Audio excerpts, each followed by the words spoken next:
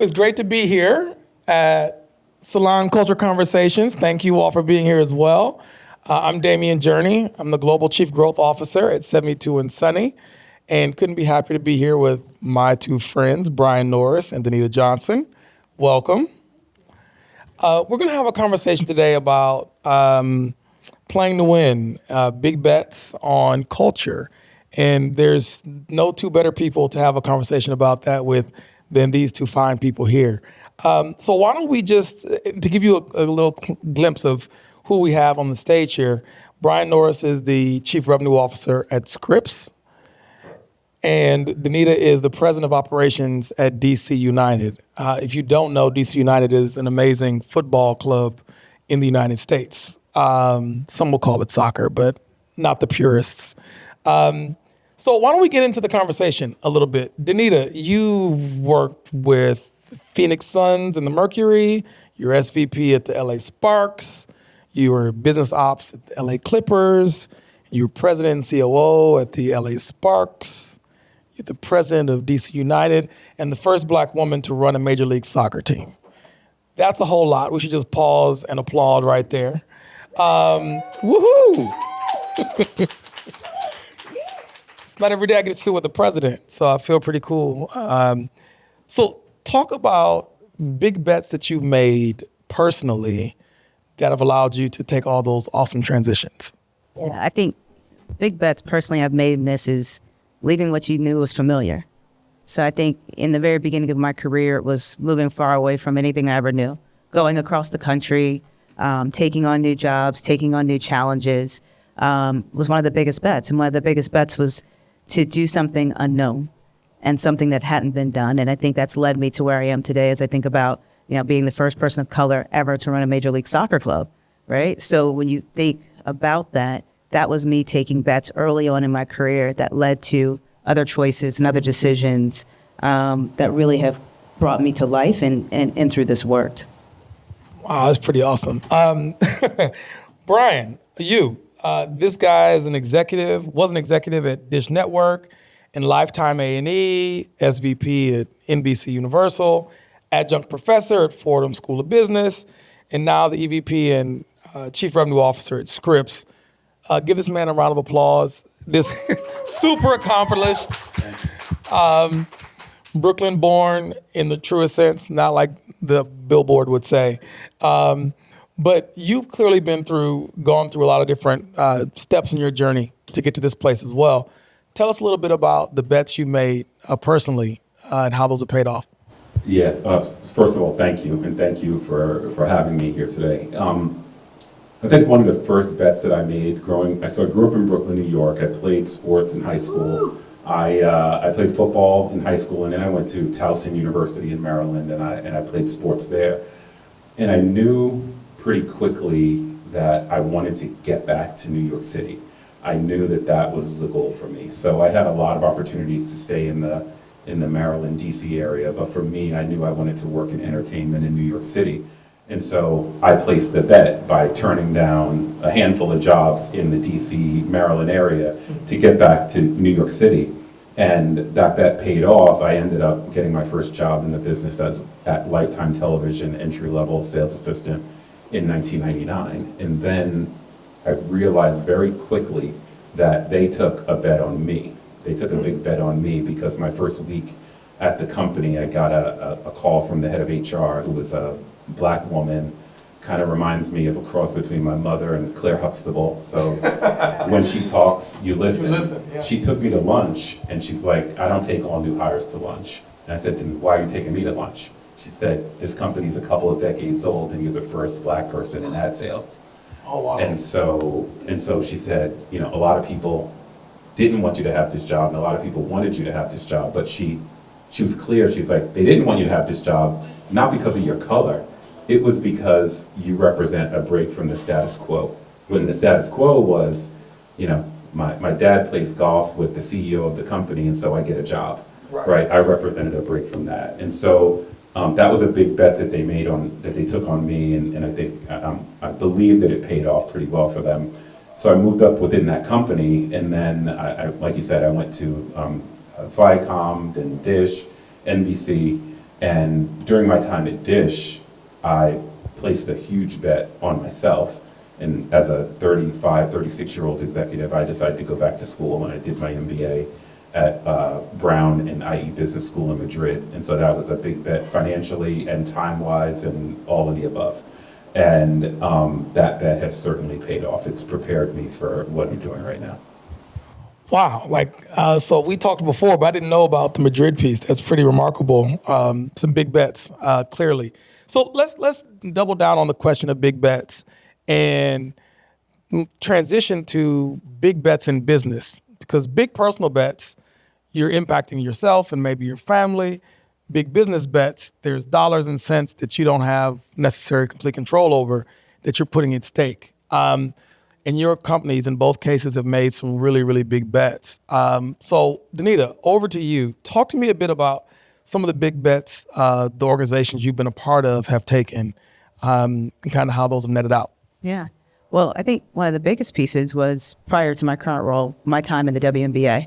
And as they talk about bet on women and people seeing what's happening today, both from a business standpoint, from a front office, from a player's aspect, I think what we did during that time period, it was a 10-year run that I spent in the WNBA. I helped start the Tulsa Shock, which is now the Dallas Wings. I worked for the Phoenix Mercury. I helped at Monumental for a while, and then obviously the LA Sparks. So my run around in those spaces, in the women's sports space, the bets that we were taking on business at that time is that we knew there was a different approach to sport and the sports business aspect from women. And we knew before everybody else who's now watching today knew. And so our approach to business was not the traditional sports approach, which you would see across our brothers' properties, whether it's the NBA, NFL, MLB, and others, MLS. What we understood was that the fandom in the WNBA and across the sport was about truly connecting with people in a different manner. And that was with community, with personal stories, and the way that we could gravitate towards women, girls, and then eventually men into our fold as well. And so I think from a business aspect, what I loved in that is that we stayed true to that consistently. And now as we move into this next era of women's sports and kind of what you're seeing across the board, whether it's WNBA, NWSL, volleyball, other sports, women's hockey, you're starting to see the level of competition increase. You're starting to see the stories being told. All of that was what we were doing on the back end consistently. We were adding to that wheel day by day from a business perspective. And at the same time, we were taking high risk because you're taking loss in the midst of it. Yeah. So to be able to sustain a business in the midst of loss so that it could get to the pivotal moment of the shift in what's occurring now, we really had to be delicate about how we manage every aspect of the business. And when I transitioned out of the W and went to Major League Soccer, when you think about soccer, it's 26 years or 27, I think we're 27, 28 years in, almost to the 30th anniversary of the MLS right now. Wow. Right? So it's hard to believe it's been that long. Right, but it's also, in the world of sports, it's a young league. Yes, exactly. So what we're talking about now, and you think about how we're taking these bets in this space now, is Apple TV investment, right? That partnership, when we're going to one solid area for broadcast right now, right? That's a bet for our whole entire business across the portfolio of Major League Soccer, right? To make sure that we're having people tune in, finding us as a destination. In addition to that, the individual stadiums that are being built. Right? So almost every single Major League Soccer team has their own individual stadium in the United States. What that does is it changes the overall fan experience. And when you're able to then connect soccer or football, because of where we are, I'll say it properly, when you're able to connect football through its own fan experience from a stadium build that is unique to the sport, it actually changes the overall experience versus being housed in different areas. So these are all big financial investments that we're taking leaps and bounds on because of the belief in the product and the future of the game. And so these are things that we're constantly thinking about, how we prepare our business on a daily basis from every action to make sure that we're setting up for long-term success. Very, very interesting. I hadn't thought about how many franchises in the WNBA, for example, continued to invest even though the return wasn't coming. And now it is. Like, there's this windfall. It seems like people have awakened to the fact that women are athletes too and that they are enjoyable and all the things. But it's shocking how long it's taken us to get there and how much investment occurred over the course of time before you start to really see the fruits of that labor. And think about how many teams didn't make it. and those that are still standing and the leagues that are still supporting women. Like, this continued support has to happen for us to move the needle, and it's time. For sure. Brian, you and your company made some bets even recently that are worthy of us understanding. Tell us about those. Yeah, so first of all, incredibly proud to be part of Scripps, and I've been at the company for about 9.5 months or so. And if anybody were to ask you today, like, should you make an investment in securing the rights for the WNBA, someone would say that's a no-brainer. Of course, why not, right? But we made that bet before the WNBA was a couple of decades year-old overnight success story. Yeah, right. Yeah, exactly.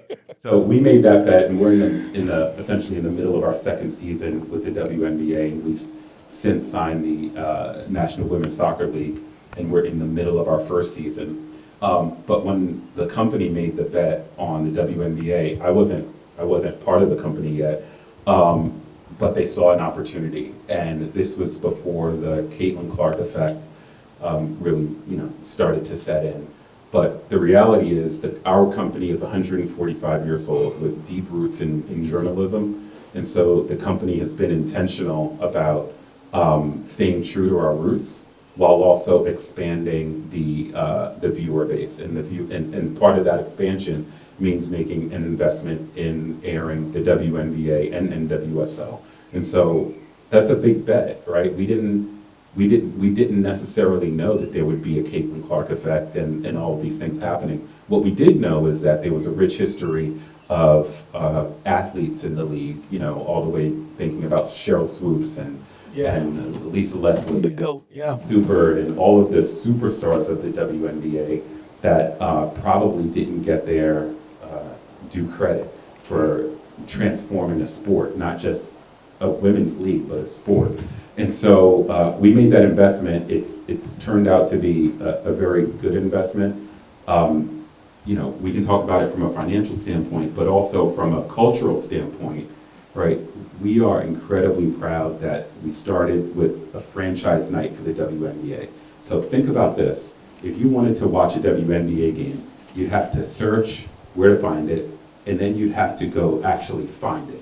So now, Friday nights, you want to watch the best of the WNBA, you turn on ION, and it's going to be there for you. And then we created a second franchise night with the National Women's Soccer League on Saturday nights.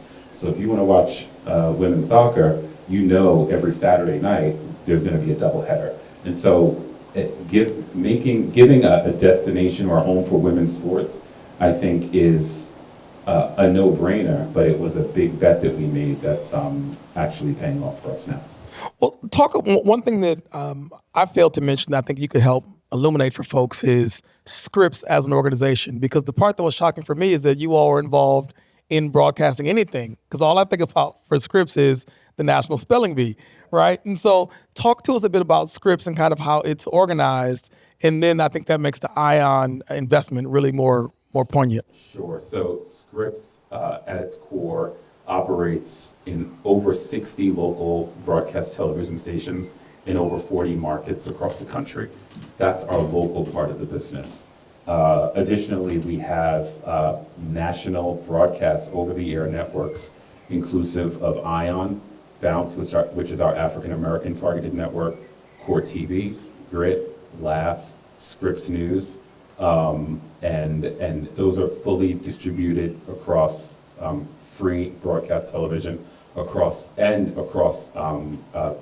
all FAST platforms. So our business is pretty well balanced from a local and then a national perspective with our national networks. And yes, our claim to fame is the Spelling Bee, which actually occurred a couple of weeks ago in DC, which we're incredibly proud of. It's great competition, and it's invigorating, and it gives you all of the excitement of a major sporting event. But these are young people who are competing at a very high level. And so we added recently, like I said, on ION, WNBA and NWSL recently. I think it's awesome because forever you've been able to know that on Saturdays in the fall, you're going to watch college football, and on Sundays and Mondays, you're going to watch professional football. You had a go-to time and place to enjoy a sport. And it made it much easier for people to engage with it because they knew when they could get it. And that's not been the case for women's sport for so long. So now there's a go-to place and time. On Fridays, you can watch basketball. On Saturdays, you can watch soccer. So now there's a go-to destination. That's right. It was important for us to give women's sports the franchise nights that they deserve. Right? You shouldn't have to search to watch a sport or watch your favorite team, and you shouldn't have to go to every obscure platform to try to watch your team. It should be free. It should be in broadcast. It should be over the air. It should be streaming for free. Yeah, I totally agree with that. And thank you all for making that an option. There's lots of little girls and women in the world, and men, frankly, who can appreciate that there's now a place to go to experience that. So part of this conversation is about big bets. Part of it's about culture. And both of you guys are deeply embedded in culture through the work that you all do. So I'd like to spend just a few minutes talking about why soccer and soccer culture and how that's become part of what you do and why that's important for the world. And then I'll come to you with a similar question about the sort of investment you guys have made. So you were in basketball forever. Why soccer? I know, I made a change. Took a bet. Yeah. You know, I think one of the things I loved about my basketball side and from the WNBA side and that was it was emerging. Yeah. It was, lots of work to be done on the ground floor.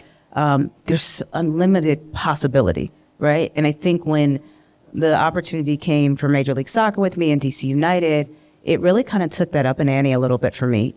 We also own Audi Field. We have a stadium out in Loudoun County, working on some other projects as well. So the ability not only to have the day-to-day operations of the club, but from what we do with, we host the Howard Hampton Truth and Service Classic. We host NWSL as a tenant. We host UFL as a tenant. So the expansion of the overall business is what drew me beyond just the soccer scope.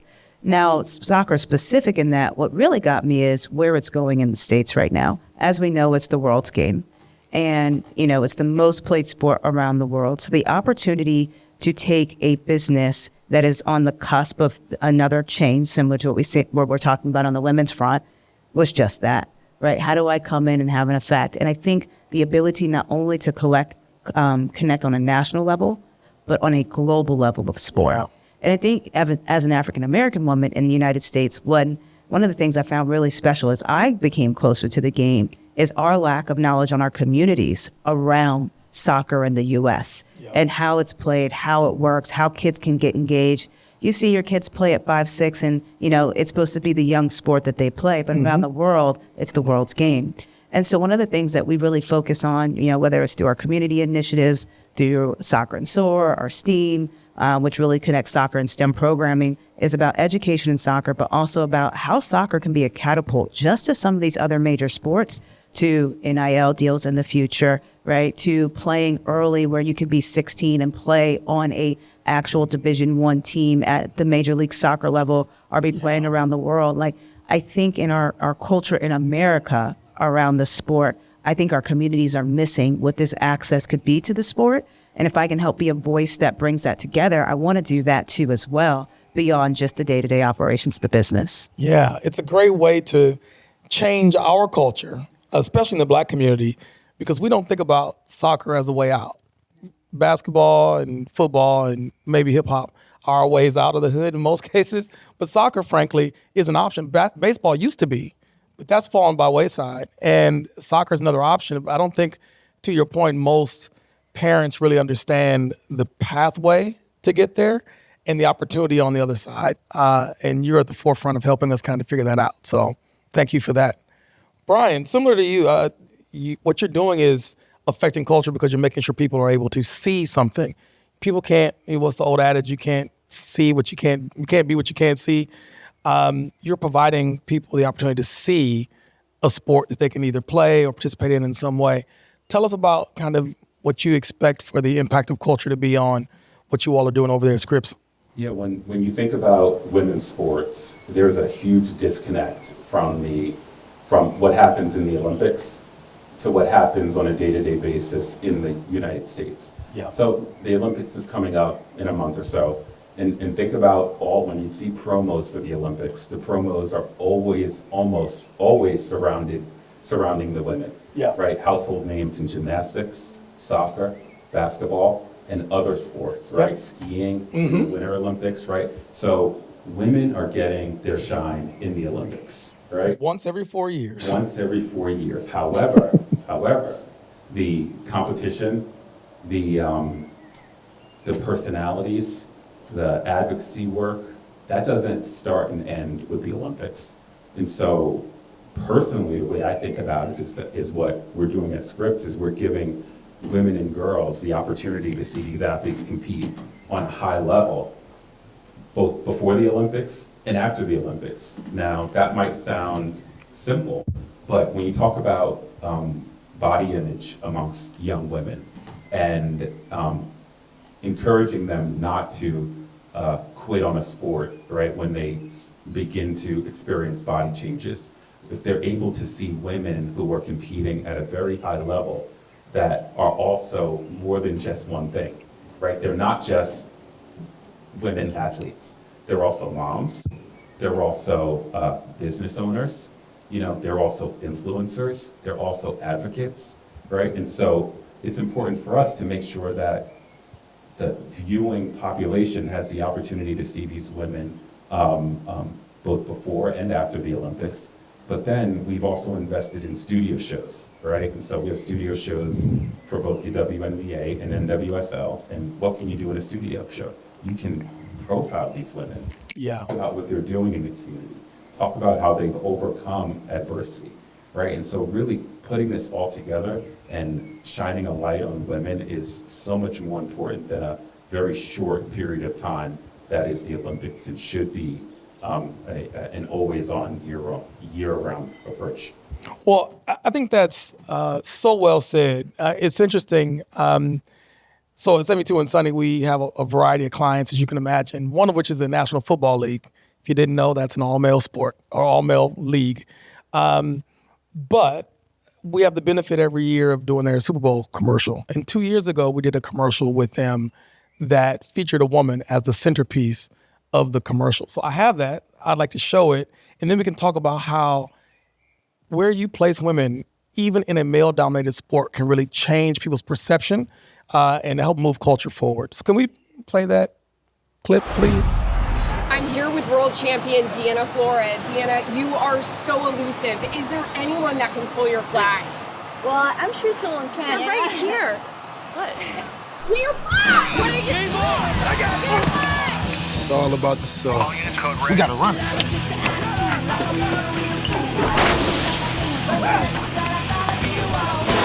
She got moves.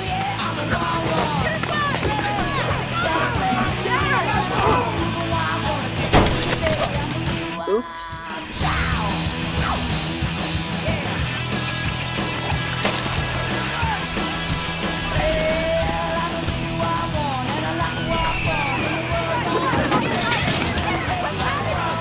I missed it. Oh, hell no. What's the play? Housekeeping. You gotta go higher.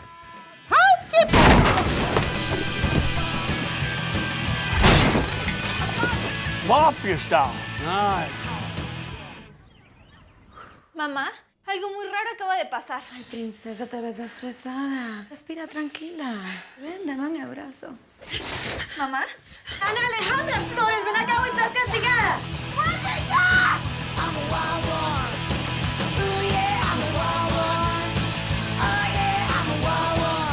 So we did this work. It aired in the Super Bowl. It was 90 seconds long. What's the average Super Bowl commercial go for? About $7 million per 30 seconds. So $21 million worth of airtime. And the NFL decided to dedicate that to having a woman flag football player in as the centerpiece of their commercial. And it's been remarkable, the reaction to this. First, she was a Mexican woman. She's the best quarterback in flag football. She's the captain of the Mexican national flag football team. As a result of that spot, there's been an amazing increase in flag football being allowed in high schools across the United States. It's now a sanctioned sport in California for a high school sport, right? So it exists now for women to play football where it didn't exist before, and that's true for about 20 other states in the United States.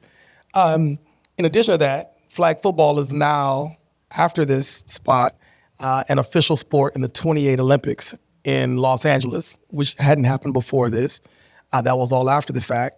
And this exact person, Diana Flores, has her jersey now retired in the Pro Football Hall of Fame from this.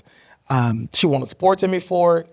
And as it turns out, this is breaking news. Don't tell anybody, but she is likely to be one of the people carrying the Olympic torch here in Cannes tomorrow. And I say all of that to say this is not about, some 90 seconds of a commercial that we help make. It's much more about how when you can use your platform to highlight women or culture in general in a way that it's not been typically highlighted, you can really make an impact. You can move the needle forward in a significant way. And I think far too often we don't take the opportunity to actually push the envelope forward. And so what you all are doing defines that in so many ways. And so I want to share that as part of the story here.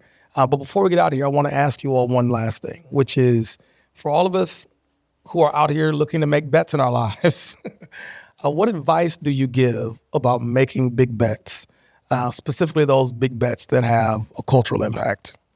Any words of wisdom you can share? I actually want to add something to what you just said. If you don't mind for 2 seconds. Feel free. Jump in. To the commercial spot and why it's effective. I just think it's really, really important for people to understand this as a woman and as an advocate for what's happening in the women's space for many years and will always be. I think one of the things I just want to add to this is that this is why we have to have seats at the table. This is why women need to be in the positions, because being denied access creates 20 plus years before we have a commercial spot like that. And so now that people are seeing it, I think it's just so critical to remember why. I know we talk about diversity, inclusion, other things, why also women matter in those rooms, to be in that NFL room, to be a part of that conversation, because the ability to monetize, because this is about monetization, the ability to monetize off of women who are one of the key people in the household that make the choices around how we spend money has always been there.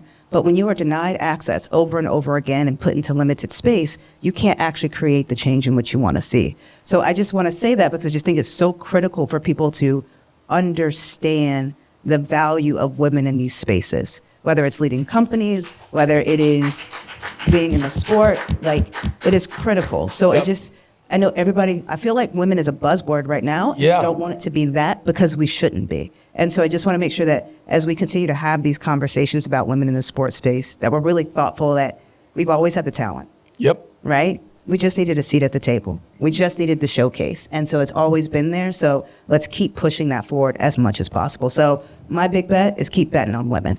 Amen to that. All right. Very well said. Hard to follow. Hard to follow. I get on soapboxes. As my granddad would say, that opens the doors of the church.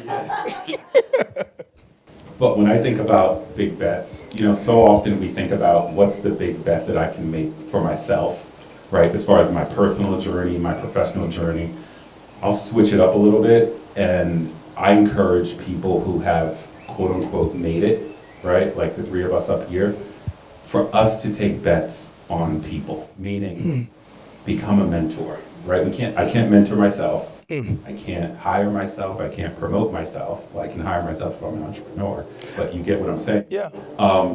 And I think the biggest way that we can have influence on culture is to not shut the door behind us, right? Keep it wide open and be intentional about providing access to people who otherwise would not have access. And so I'm very public about this. I love what I do. I love my job. I love what I do.